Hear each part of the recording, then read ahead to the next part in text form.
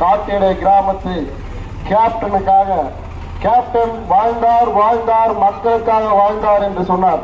அந்த மக்களுக்காக வாழ்ந்த மன்னனுக்காக பழனி முருகன் அந்த நிலைக்கு தன் தெய்வமான கேப்டன் வாழ்க கேப்டன் புகழ்.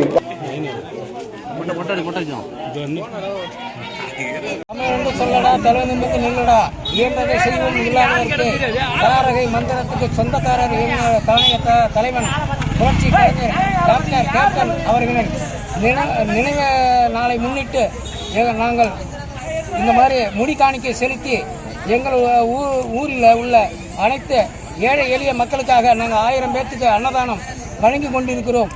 இது தொடரும், இது மேலும் தொடரும். இது வரைக்கும் 20 வருஷமாக நாங்கள் இது காலங்காலமாக இந்த நிகழ்ச்சியை நடத்தி கொண்டு இருக்கிறோம். இது மேலேயும் இன்னும் நாங்கள் தொடர்ந்து கொண்டே இருப்போம். சிறை அலங்காரம் எடுத்துக்கொள்கிறார்கள். இவர்களை இவ்வூர் இம்மண்ணு போற்றும். அந்த கேப்டனுக்காக உயிரையும் தருவோம். அதற்கு காரணமாக இன்று முதலாம்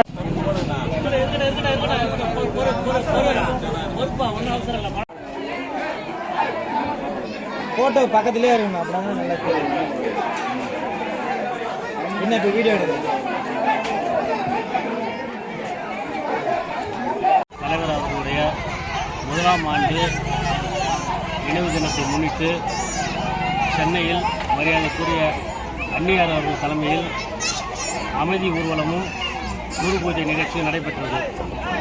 நேற்றைய தினம் அந்த நிகழ்ச்சியில் கலந்து கொண்டு இன்று கள்ளக்குறிச்சி மாவட்டம் உளுந்தூர்பேட்டை வடக்கு ஒன்றியத்துக்கு உட்பட்ட காட்டேடையார் கிளைக்கழகத்தின் சார்பில் இன்று தலைவர் கேப்டன் அவர்களுடைய நினைவு தினத்தை முன்னிட்டு தலைவருடைய தீவிர பக்தர்கள் சங்கர், சுப்பிரமணி, ஏழுமலை, ஐயனார் தலைவருக்கு முடிக்காணிக்கை செலுத்தி காட்டேடையார் ஊராட்சி கிளைக்கழக சார்பில் ஏற்பாடு செய்யப்பட்ட சுமார் 1000 நபர்களுக்கு அன்னதானம் வழங்க நிகழ்ச்சி நடைபெற்று கொண்டிருக்கிறது.